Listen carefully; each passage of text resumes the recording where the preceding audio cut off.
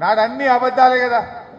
ఎలా మీరు కనీసం ప్రభుత్వంలోకి వచ్చినారు, ప్రచారంలో అంటే అబద్ధాలు మాట్లాడితే మాట్లాడిందేమో గెలవాలని, కనీసం పాలనలోనైనా నిజాయితీ చూపించండి, నిజాయితీగా పరిపాలన చేయండి, ప్రజలకు ఇచ్చిన హామీలు అమలు చేయండి, లేదంటే ప్రజలే మీకు తగిన గుణపాఠం చెప్తారని చెప్పి నేను మనవి చేస్తా ఉన్నాను.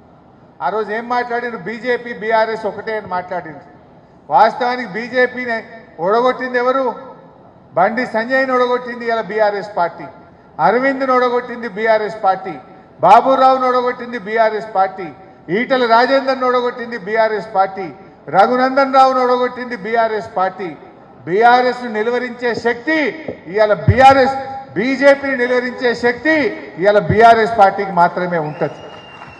మనం ఇవాళ బీజేపీని ఓడగొట్టగలిగినాం. కానీ కాంగ్రెస్ వాళ్ళు ఒక దుష్ప్రచారం చేసింది, బీజేపీ బీఆర్ఎస్ ఒకటని. మీరు ఎక్కడైనా ఓడగొట్టిందా? ఇవాళ మీరు ఒకటైంది.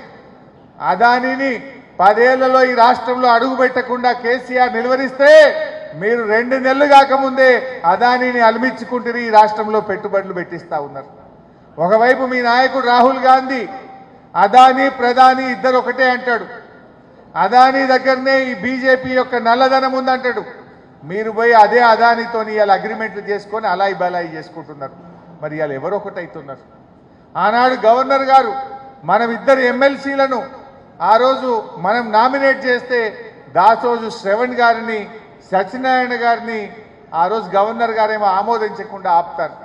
కానీ అదే గవర్నర్ గారు ఈరోజు 2 ఎమ్మెల్సీలు కాంగ్రెస్ ప్రభుత్వం ఇట్లా పంపుతుందో లేదో తెల్లారి వరకే ఆమోదం తెలుపుతున్నారు. ఇప్పుడు ఎవరు ఒకటైందో ఇవాళ ప్రజలకు అర్థమైతలేదా? అంటే అన్ని అబద్ధాలు, ఒక గోబల్స్ ప్రచారం.